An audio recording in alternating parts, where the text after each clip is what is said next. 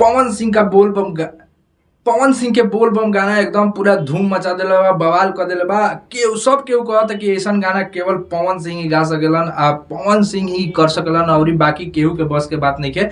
बाकी आप लोगों के बता दी कि अब लोग के इंतजार बा कि पवन सिंह के दूसरा गाना कब आई। तो आप लोग के एगो बड़े बड़का खुशखबरी देता नहीं कि 1 से 2 दिन में पोस्टर जौन बा पवन सिंह के एगो और भक्तिमय गाना जगह ई गाना रहा ए भोले बाबा, यही टाइप के गाना जौन बा एगो बेबी काजल के साथ 2 गाना शूट भइल बा पावर स्टार पवन सिंह के, वो बोल बम के, ठीक बा।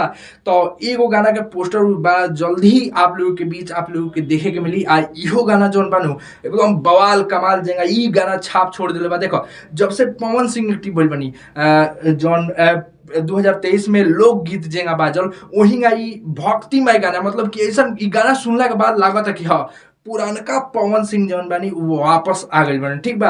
आ एंगा अगर पवन सिंह बनल रहन सुनो तो भोजपुरी इंडस्ट्री में केहू टिके वाला नहीं है, कैसे कि केहू के लेवल ऐसा का जइबे ना करी, केहू ऐसा गइबे ना करी, ठीक बा।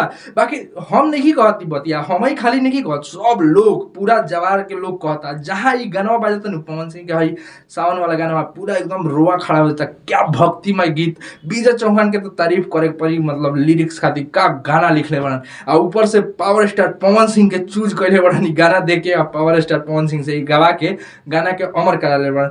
वही टाइप से एगो और गाना जौन बा बोल बम के बेबी काजल के साथ जल्द आप लोगों के बीच ओकर पोस्टर आवे वाला बा, एकदम धमाल कमाल बवाल जौन बा जेंगा ई गाना मचैले बा एकदम सेम टू वो गाना मचावे वाला बा। कहां से कि पावर स्टार है आते हैं तो पूरा एकदम भौचाल बना देते हैं, भूकाल बना देते हैं। जहाँ सबके पता बा कि पावर स्टार कोनो गाना गा तो लकीर खींचलन। बाकी बात कर जाओ कि अगर पवन सिंह के बहुत सारा हिट गाना 2023 में हरी हरी ओढ़नी रहे, पियर फराक वाली रहे, राजा जी के दिलवा रहे, तो एक कुली ट्रैक पर पावर स्टार पवन सिंह के बोल बम गाना आई कि ना।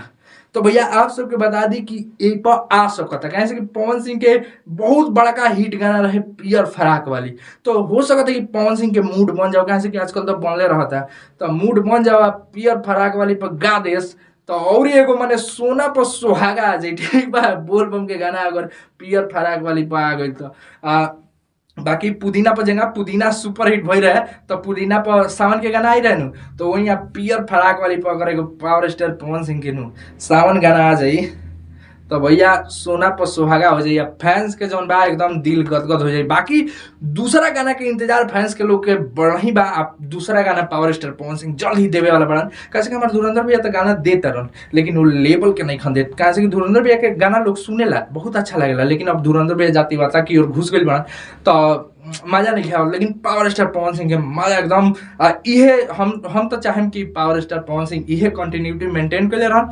बाकी आप लोग के प्रकार आए बा अपन अपन कमेंट बॉक्स में राय जरूर दें। हम मिलते हैं अगला वीडियो में, तब तक खती।